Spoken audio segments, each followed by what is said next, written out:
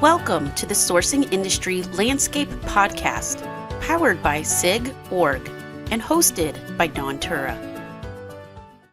Well, folks, welcome back to the podcast series. My name is Tiura, and I'll be your host today. And joining me in the studio today is Stan Garber. And Stan is the co-founder and president of Levelpath. So welcome, Stan. I'm so glad you're here.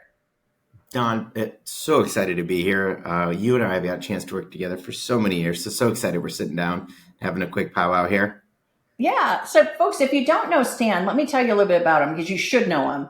He serves as the co-founder and president of Levelpath, which is an AI native procurement platform. But he's also a serial entrepreneur, and I love his background. He has successfully built and scaled multiple startups. Now, most notably, the one that most of you probably know is he co-founded and led Scout RFP as president.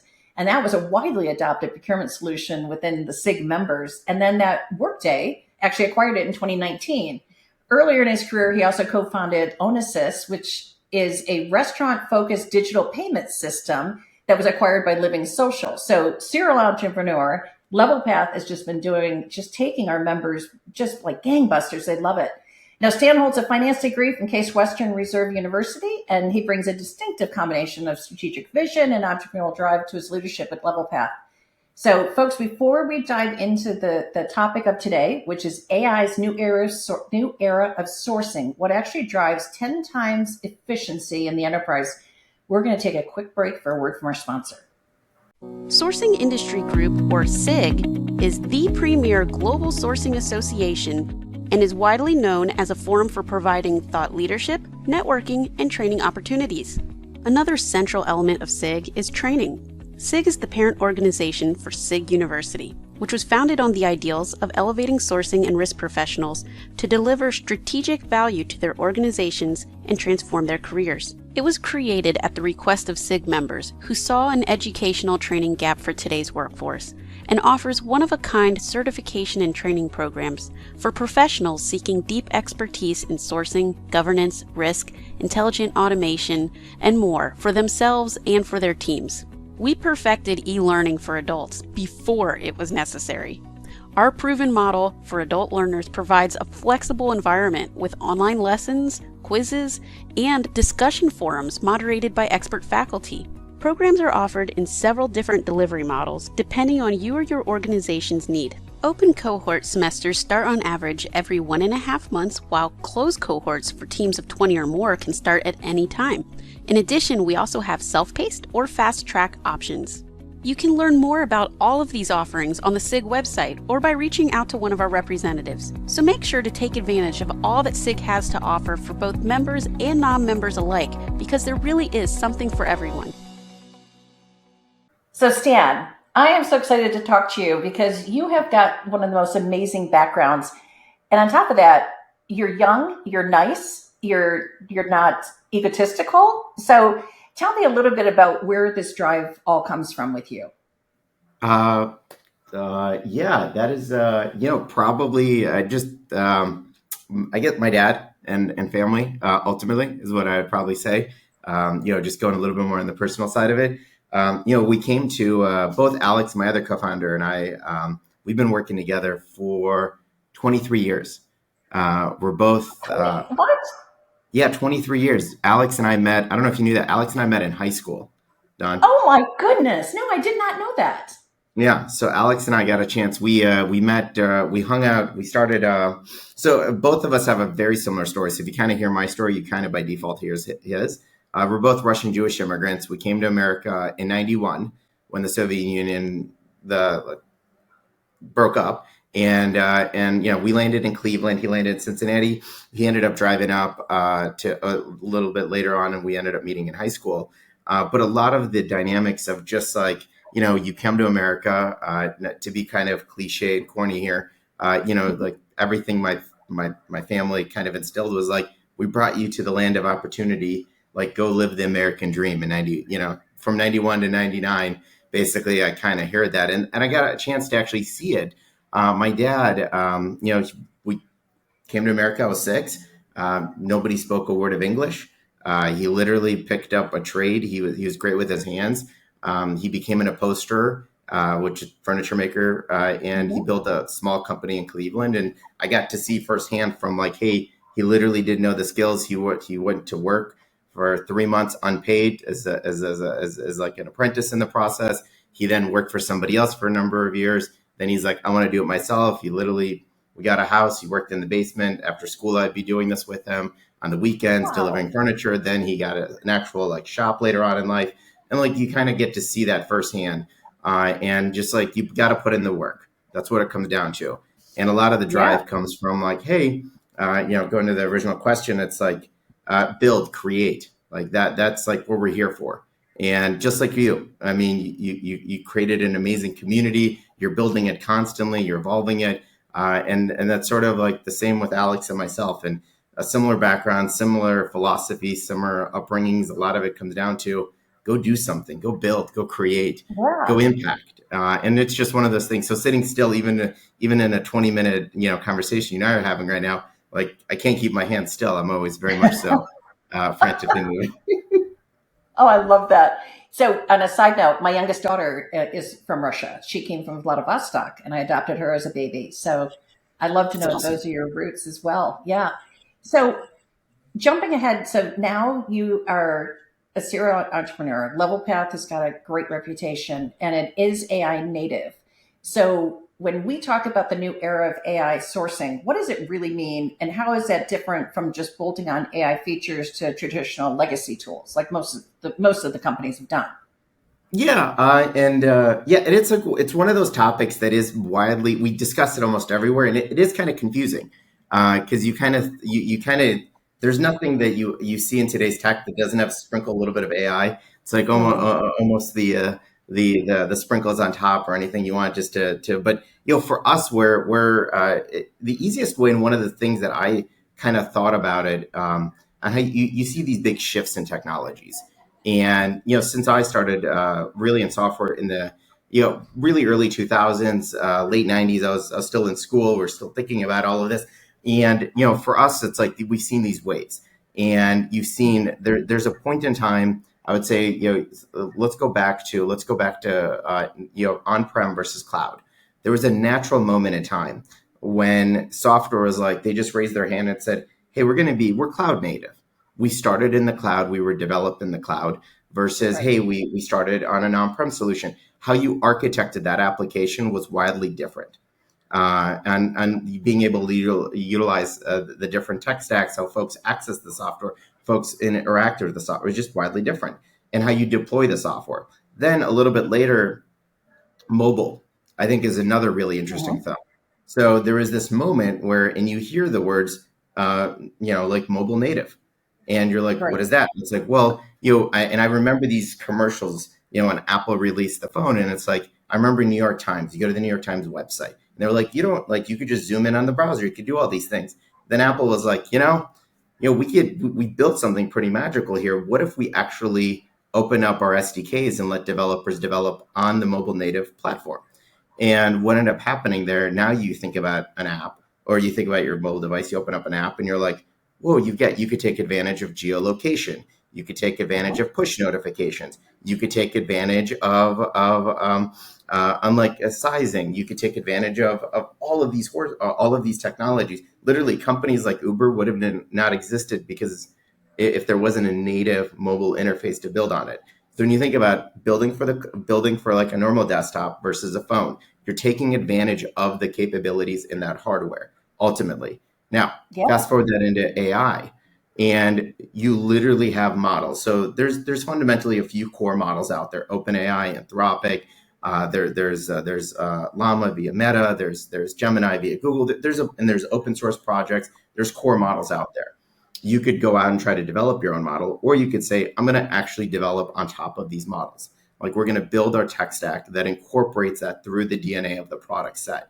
And you're going to do it day one architecture. And the simplest example that I always you mentioned the airflow example, right? It's like, hey, I'm building, I'm retrofitting a house that doesn't have AC. So I'm putting a bunch of AC units all through the house, right? And you're trying to, when you want to try to regulate something or do something in one part to the other, you're kind of running around and setting the temperatures and controlling different parts versus, hey, we have an HVAC system that we're ground up, building up a brand new, all the ducts, all of the airflow, it's all regulated. You've got multiple devices.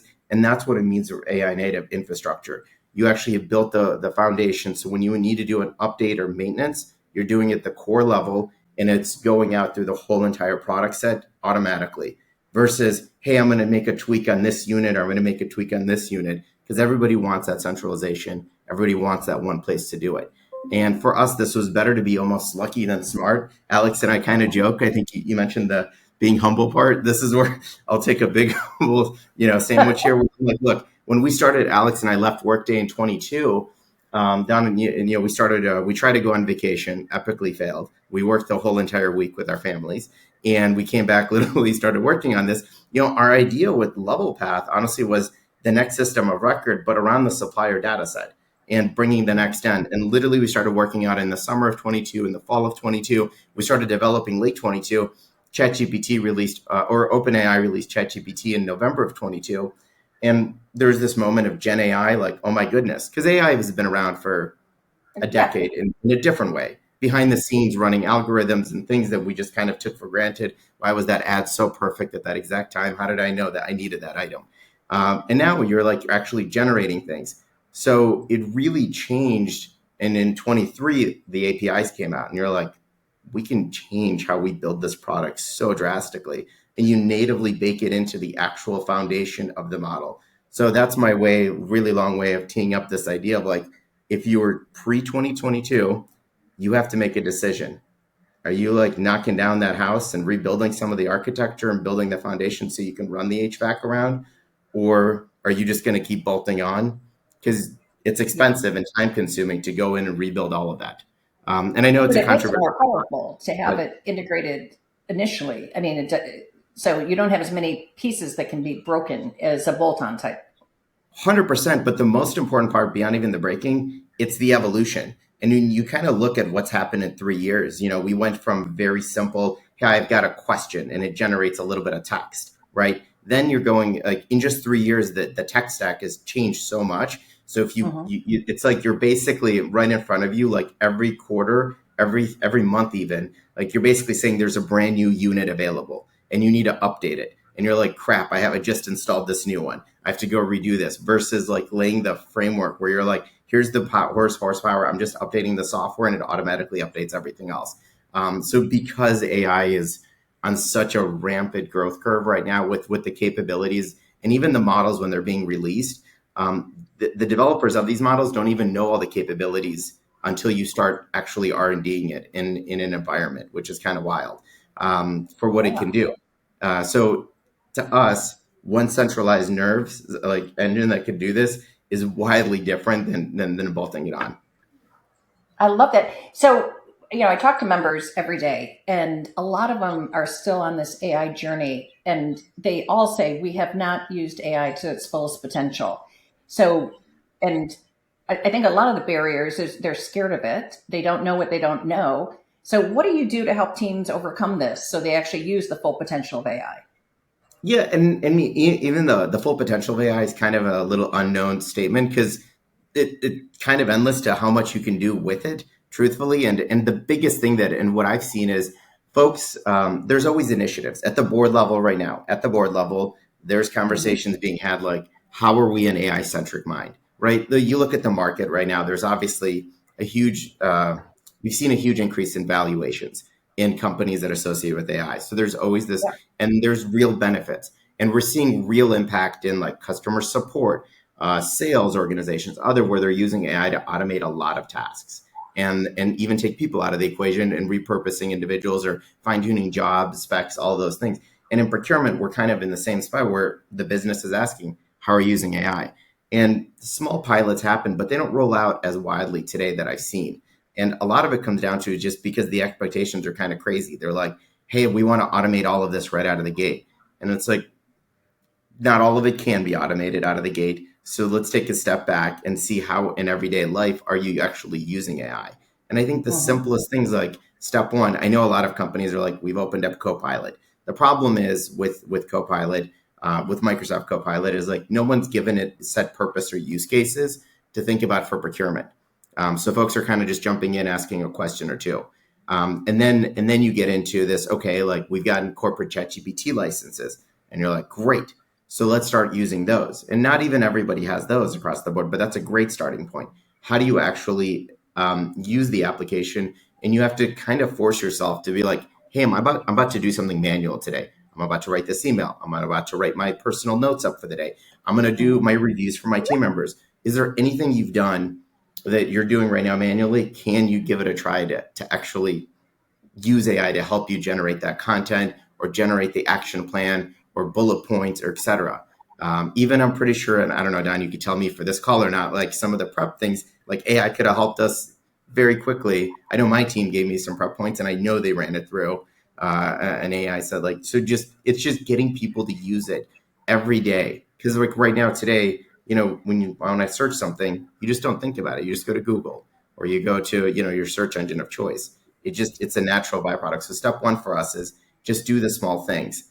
And then the other piece that really needs to happen is kind of rewiring the brain a little bit.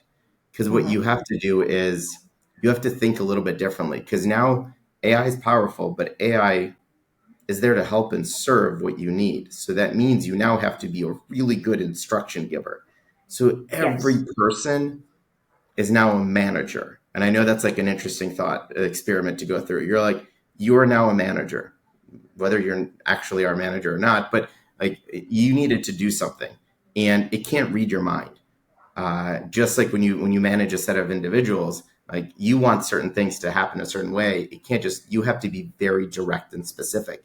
And I think there's a huge learning curve for folks to when they're using AI, because they're like, oh, that didn't give me the right answer, didn't, produce the right outcome. It's like, let's take a step back. Did you give it the right prompt? Did you give it the right set of instructions? Like it's rewiring the brain on how you use that type of tech. Well, when I talk to sourcing leaders, and in fact, I just got off the call with one, and they're going through a transformation again, and she's calling this now their modernization. And what we talked about is that smart people don't want to do dumb work. So why are they not using AI to do some of the dumb work, the repetitive, the things that can be automated and should be automated? And I think you're right. I don't think people know how to prompt the AI to do the right kind of dumb work and get it off of our desktops, and then free our minds up to be able to be more strategic. And so we had a great conversation about the fact that they don't know how to deploy AI within their bank. And so they're having all kinds of issues with this modernization because they said they know they must have AI, but not sure how to use it. So as sourcing leaders, so we're talking about 2026 plans a lot right now. So as they plan for next year, where do you see AI having the greatest impact on teams and how they work and collaborate and to deliver value? I love this question. I was hoping you'd ask something in this nature, so I love that you're setting me up for this. But I think it's just human beings here, out of sight, out of mind to a certain degree. And what I mean by that is, I think a lot of the way people use AI today is a lot of personal, and they do it like outside of their four walls. And when they're in their four walls, they're tasked to use certain applications or use certain functions, and they by default just forget and don't think about using that is a natural byproduct, because a lot of products today that they're using in their four walls don't have it front and center, don't have it integrated in a natural way yet, because it's a very much so like a bolt-on. And I don't know if you've used a lot of apps, you kind of like it's kind of hidden because it's not the primary function of a product today in how enterprise software has been built. So it's been bolted on. And what I think and this is where an opportunity, and companies like Levelpath and others that are doing this, it's an opportunity, and where, part of our vision is to go educate the market. Like if you have a product, a set of technologies that has it front and center, that forces the nature of actually using it, it's like once you use it, you have this moment of, our whole thing is delightful procurement, right? Yes. And that's delightful, right? I have got my button everywhere I go. And, it's this idea of like, once you use it once, twice in a natural workflow, where you're going through, like, I need help building a sourcing event. Sure, you can go do it in another application and do this and then bring it in. Or somebody just emailed you, like, I need to go XYZ. You literally open this up. This is what I needed to buy. It helps generate the sourcing event. It populates that, gives you a list of suppliers, and you hit launch. and you just take a step back, you're like, whoa, I just did something that would have taken me 6, 7 hours in my day down in like Yeah. 20, 30 minutes. You're like, that was delightful. That was a magical moment. Once a few of those happen, it's kind of hard to go back. And we've seen that with customers today. Once they do this and once they introduce to the business to some of those moments, then you don't want to go back, just like you do for personal things when you're using Yeah. AI to do search. So like that, I think, is the big opportunity for 26. It's playing the software and introducing that into the equation. You're not trying to solve or scorch earth on every single thing across the board, but sourcing is just a really simple one because it's one that folks can go piecemeal already today. But what if it's integrated? And then once the data comes back to you, our whole mantra here with AI is things that take hours should now take seconds. Mm-hmm. Things that take hours down to seconds. Like that is what we're trying to get to. And if we can get whether, hey, I need to create a memo at the end of this, how many times do we have to create like a recommendation memo? Even if you have it templatized, it'll still take you 30, 40 an hour to put together. All the content's in a product set. Hit a button, it generates the draft. You tweak the draft. Something that took you an hour down to 5 minutes. Like that is true delight. And I think those are the moments that we're going to see adoption really pick up because folks are going to be like, oh, why don't I just do this all the time? And I know. once we see that, and we've seen that, like we've had many customers where like GATX, they were like, they introduced this to their business. They're a big freight logistics organization, and they have these buying hubs to support them. They literally gave the power to the teams in those buying centers, and they just started running sourcing events. Like it was glorious and quickly, and that's impact. That is so true because I mean, the second you use it, and I never made that connection with the delightful procurement, but you're right. It makes you immediately go, why have I not been doing this every single day? And it is delightful because I mean, I get so turned on when I put something through AI and it comes out totally better and more thoughtful than I could have ever done by myself. And then I think back to all my sourcing events. I mean, you're talking hours to seconds. I'm thinking weeks and months down to hours is the most impressive thing ever because Yeah. I could spend, I would spend at least a week looking for my supplier database to find all the suppliers I should consider and then start weeding them out. I would spend at least a week writing my RFP. And now all of it is so automated that I can be strategic. I'm not wasting my time doing this minutia. Yeah, and now what happens when you feel that and you go through that and you're in a team meeting and someone starts complaining or saying what they're doing in their day? What do you do as a net person naturally? I'm going to be like, I got an idea for you. Let me brag about what I'm doing right now on our products that like, why aren't you doing it this way? Because we as people want to gloat and shine about anything that's new, that's changing our lives. When you think about like the newest technologies or what products to use when we're getting together with our friends, I'm like, oh, let me tell you something new and exciting that's happening, or like, anything you can imagine.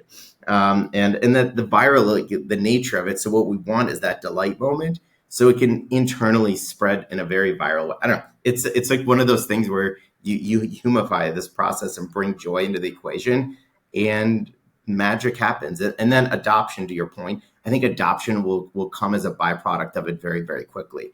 And I think that's where the challenge is, because folks are doing the work in non-integrated applications. It's not actually tied into the workflows. And it kind of gets like, you kind of forget about it quickly because you're still like, you still have to do the work in the core stuff versus the things that actually make it simpler. So to me, that's the big opportunity going to next year. Yeah. And I would say, it was only maybe 18 months ago, we were saying, show us a use case. Show us a use case. Where can you use AI? And people were so doubtful. And then they say, well, all right, that's all theoretical. No one's actually done it.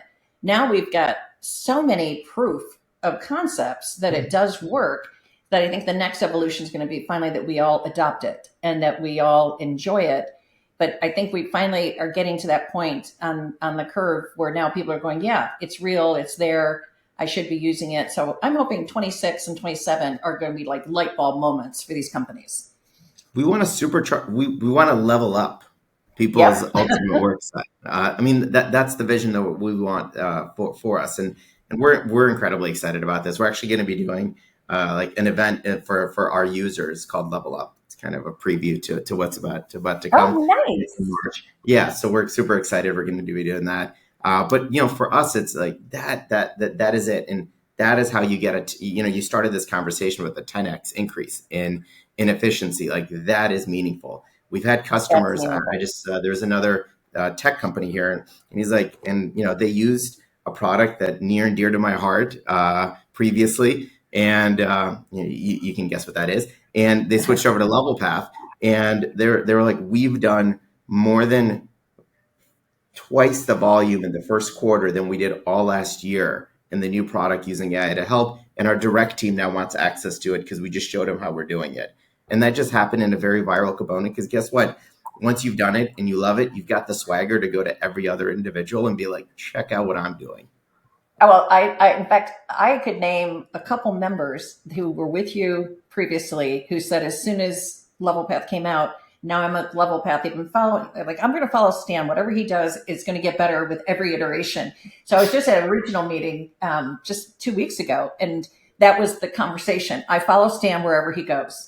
And I loved that. I mean, we're grateful. We're grateful for those folks, and we love you and for all the things you do with for the industry, and we follow you. So as soon as we started this, I think we signed up for almost everything that we're doing this upcoming year with SIG and the SIG community. Yeah, we really enjoy it, and we've loved watching you and your journey and everything else. But I can't wait to see what over the next 10 years. I mean, you just constantly amaze us. So. With that, we're going to wrap up because we're running out of time. But Stan, it has been such a pleasure spending time with you today. Same, Don. Thank you so much. And folks, if Stan is not in your network, make sure to reach out for him. Make sure you find him on LinkedIn. He needs to be part of your network. He's brilliant, obviously.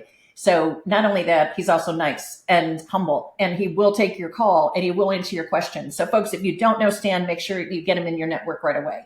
So with that, we're going to sign off on this podcast, and we'll see you again on the podcast really soon. Thank you for listening. Subscribe to the Sourcing Industry Landscape podcast through iTunes or your favorite podcast app. Want to nominate yourself or someone else for an interview? Email us at podcast@sig.org.